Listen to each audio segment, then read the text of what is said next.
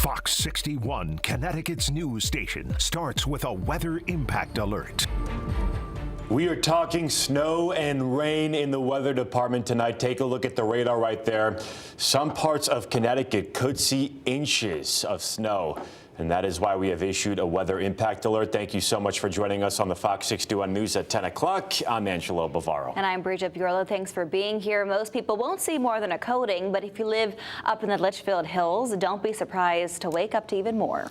Meteorologist Deshaun Robinson is here to time this out for us. Deshaun, rainy here in Hartford. What's going on all over the place? Yeah, right now we're just seeing rain across the state, but this will change over after midnight to snow, especially for our hilly areas. So tonight some hilltops could see up to 3 inches, mainly on the grassy surfaces. Right now our temperatures are still holding on to the 40s, so it's still very warm out there, and that is why we're mainly seeing rain across Connecticut. Area of low pressure is to our south, and this low pressure is just causing a wet evening across much of the mid-Atlantic and parts of New England.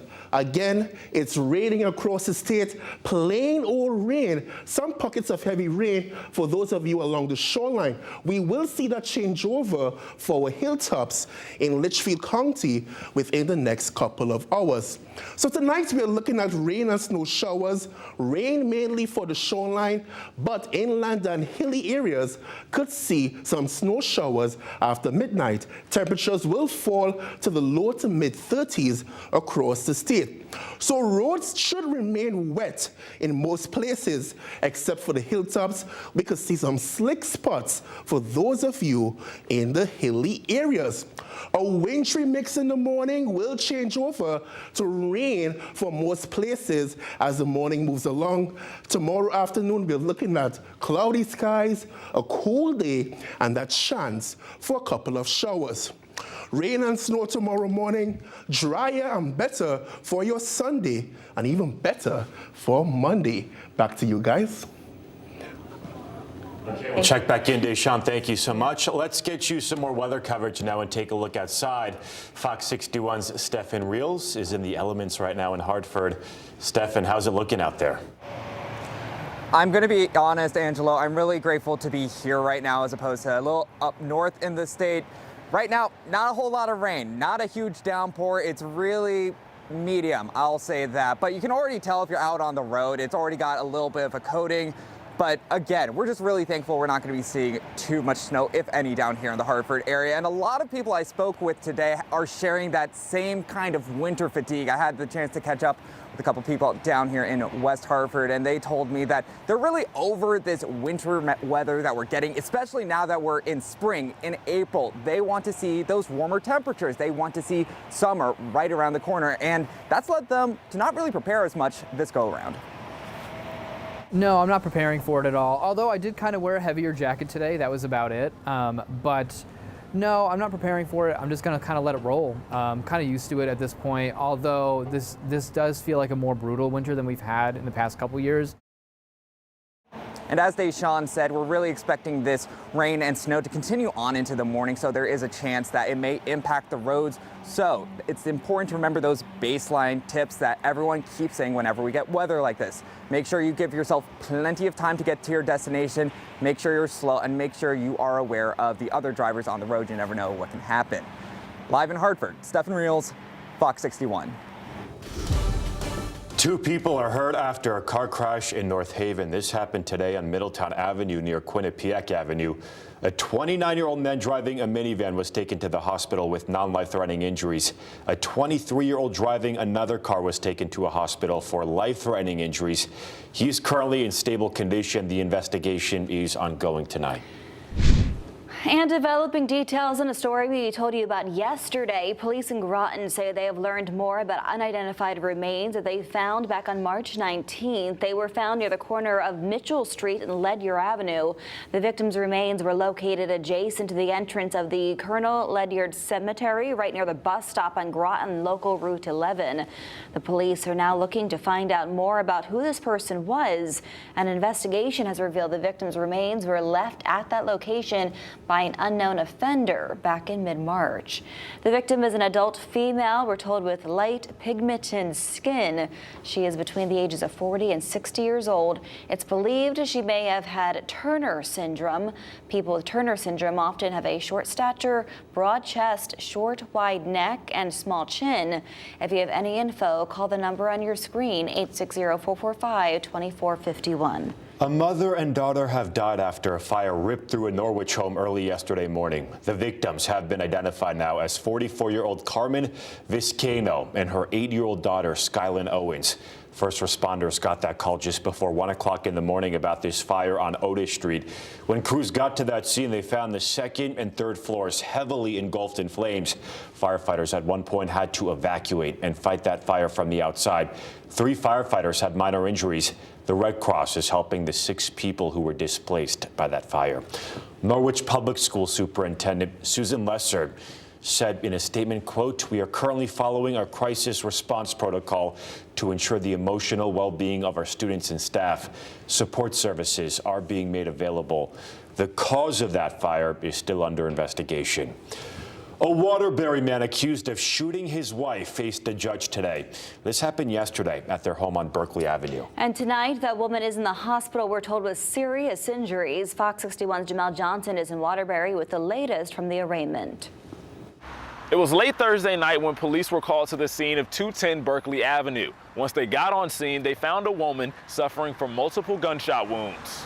John Irizarry is the man being accused of shooting the woman. According to Waterbury police, the two were in a relationship and have a 22-year-old son. According to the state, the woman had 5 gunshots to her torso. She was then taken to the hospital where police now say she is in critical condition. As for Irizarry, he refused to be interviewed by the bail office and due to a disability had to sit down during his arraignment. After hearing the case, the judge put in place a full no-contact protective order for Irizarry's wife. As far as the state is concerned, this is a strong case for the state.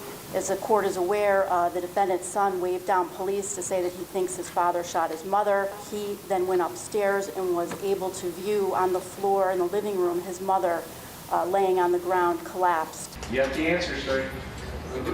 I'm sorry? Whatever, is that a yes? Okay.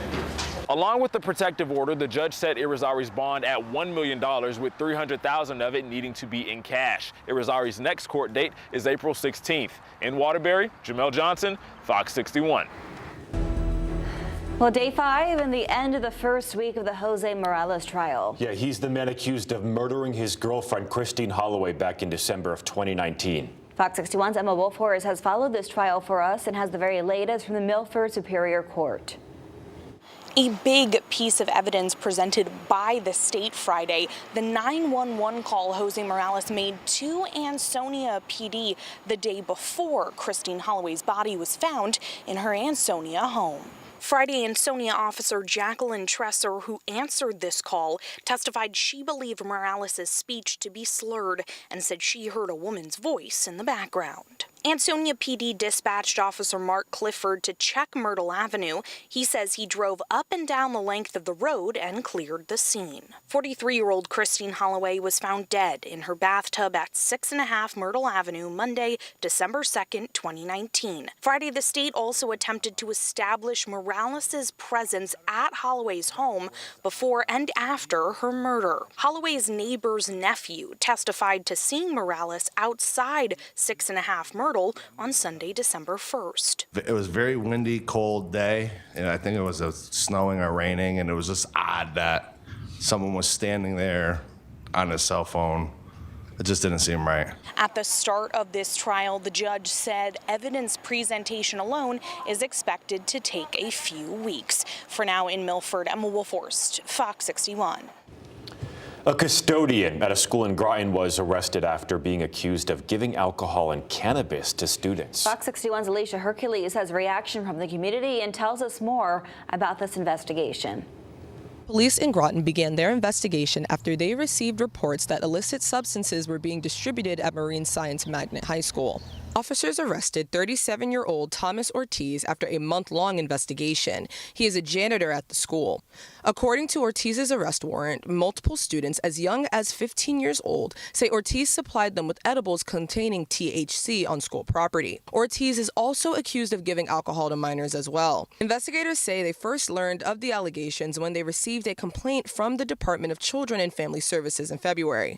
They say students told them they received edibles from Ortiz on multiple occasions dating back to last year. School leaders placed Ortiz on administrative leave and banned him from school grounds after they learned about the investigation.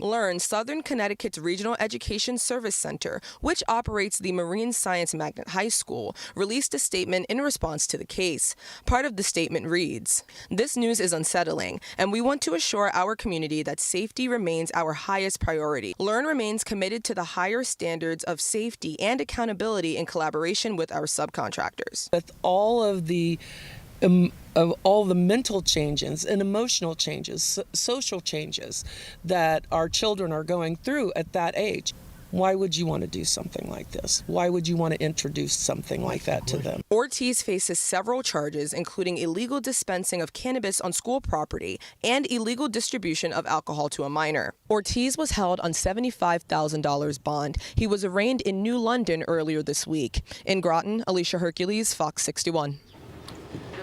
Connecticut leaders are investing big time in the future of local communities. $77 million in grants for economic development projects were given the green light today. From new housing to historic restorations, the grants cover a wide range of projects in 21 cities and towns. Yeah, so let's take a look at 3 organizations receiving significant support here. In Hartford, Asylum Hill Congregational Church is getting nearly $4 million to build the Earl Exhumed Community Resource Center.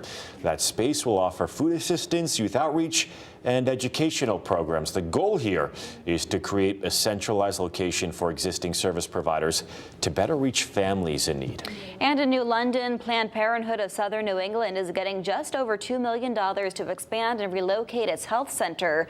The upgraded facility on Ocean Avenue will offer more space and improved access to reproductive health services. And over in Bridgeport, the historic Barnum Museum is receiving $2 million for a major restoration project.